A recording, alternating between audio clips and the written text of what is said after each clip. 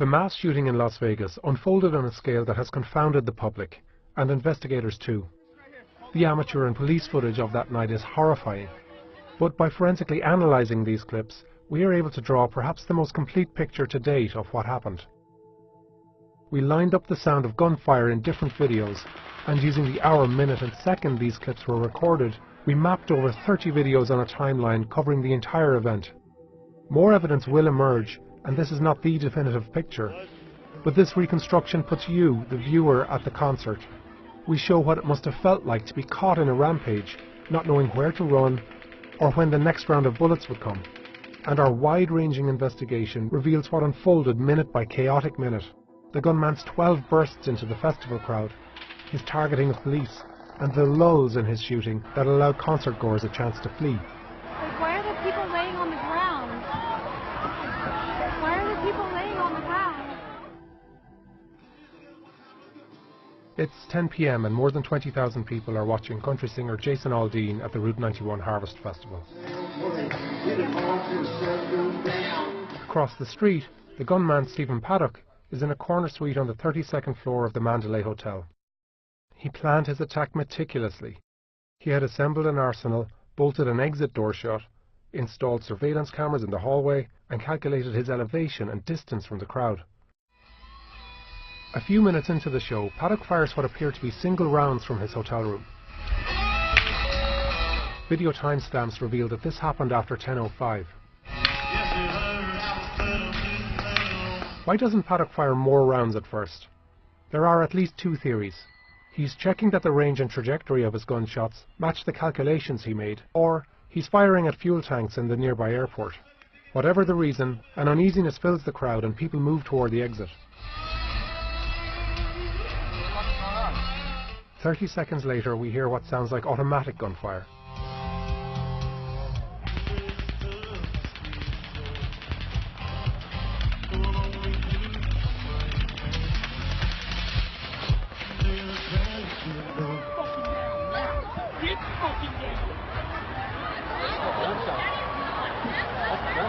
It's the first of 12 bursts Paddock fired at the festival. More people begin to leave at the rear, and lights are turned on. Around the time of this first burst, Security Officer Jesus Campos is looking into a separate incident when he happens to come across the door Paddock had sealed shut. Paddock appears to be alerted to Campos as he is leaving, and fires through the hotel door, wounding Campos in the leg. Campos takes cover in a doorway and calls in the shooting on his radio. The police and armed security officers begin to respond from within the hotel. 36 seconds after the first burst, Paddock fires a second one into the crowd.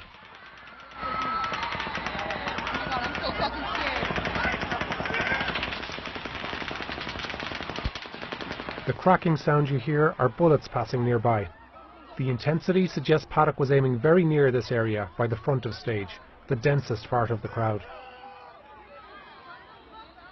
There is a short interval here of 17 seconds. People begin to flee again. But then a third burst of fire opens up.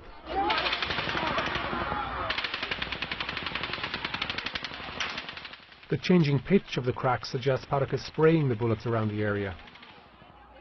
A fourth burst hits the crowd just 20 seconds later.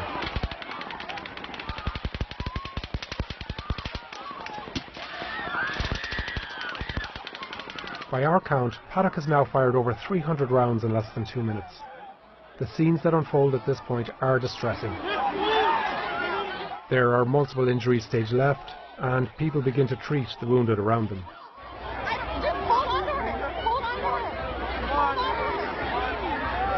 At this point, there's a break in the shooting of almost 1 minute and 50 seconds. We don't know what Paddock is doing during this interval. It's possible he fired down the hallway again. We have reporting that by now, Campos has been joined by hotel engineer Stephen Shook, who reports gunfire on his hotel radio. It's at the end of the hallway. I can't tell you what room. He looked like he fired down the hallway when I got close to the door. Whatever the reason, this break in the shooting allowed many people to move to safety. At 10:08, a police car arrives along Las Vegas Boulevard. A minute later, police officers are moving along a wall in the direction of Mandalay Bay to get eyes on the shooter.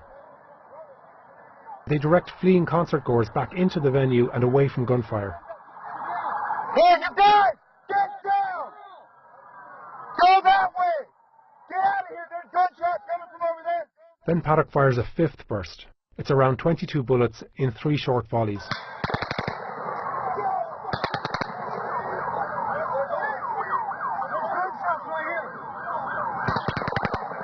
We hear this same burst from a different angle, at the Mandalay, where cab driver Corey Langdon was filming. Here's what it sounds like up close. Our reporting suggests that Paddock was positioned directly above the camera at this point. Then, just 40 seconds later, you can hear very dull and hollow gunfire. Now it sounds like it's coming from farther away. These rounds were not picked up by cameras recording in the festival at this time. That, plus our additional analysis, suggests this is Paddock firing indoors again, possibly toward Campus and Shook, who are still in the hallway. This lull in shooting outside lasted just over a minute and allowed more people to flee. But then, a sixth burst of fire.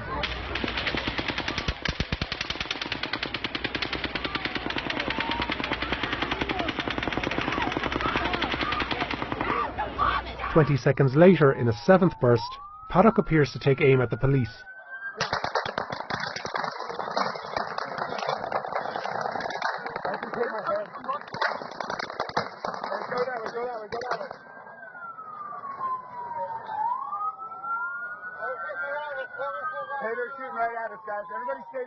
Just 20 feet away, more police are taking cover behind a patrol car. They take direct fire and call it in over the radio. Mandalay Bay northbound, right outside Route 91 at the south end. It's now been over 6 minutes since the shooting began, and the area at stage right is mostly empty. But people are still taking cover at stage left when Paddock fires an eighth burst. Should we get up? Should we get up?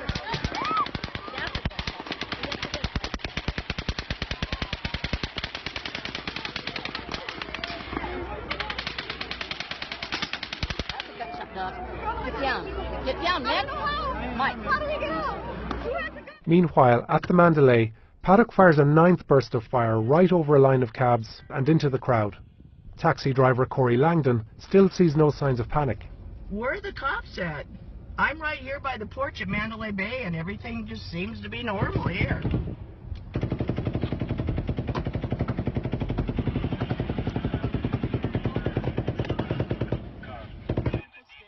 And hotel guests are still by the lobby. You guys, there's a shots fired. But actually, police were there. Up in the hotel, 2 officers are closing in on the gunman. I'm inside the Mandalay Bay on the 31st floor. I can hear the automatic fire coming from one floor ahead, one floor above us. And even as police are responding both inside and outside the hotel, Paddock unleashes his 10th burst of fire. More police cars approach along Las Vegas Boulevard. Control, we need all units stop coming northbound on Las Vegas Boulevard because we're shooting this way. It's a horrible cover spot. Further along, people are fleeing through the rear between bursts. Keep your head down and run this way. Nearly 1 minute and 10 seconds pass before his 11th assault. By now, Paddock is no longer firing in long, steady bursts. Keep your head down, run that way. We don't know why, but he may be struggling with a sluggish weapon, or using a different gun. He fires his 12th and final burst as Corey Langdon leaves the Mandalay. It's less than 50 rounds. The rate of fire slows, and at 5 seconds it's the shortest of his bursts. All the taxi drivers are gone now. It's 10:17 and concertgoers are still fleeing at the far side of the venue. Is there somebody out there? Head down. Head down. You know what's happening. All right. Look what's over your head. Go. Okay. 12 minutes after the first bullet was fired, police close in on the gunman on the 32nd floor. Control 590K, I have a team of 4. We're going to make entry to the shark. We need to make a contact to the suspect. See if we can get up to him. 169, we're doing that right now.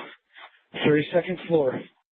Copy. We'll make our way to give you support. By now, Paddock is no longer firing on the crowd, and police continue to move closer to his room. Control 2, 94-2. I'm in the stairwell on the 32nd floor. They evacuate guests.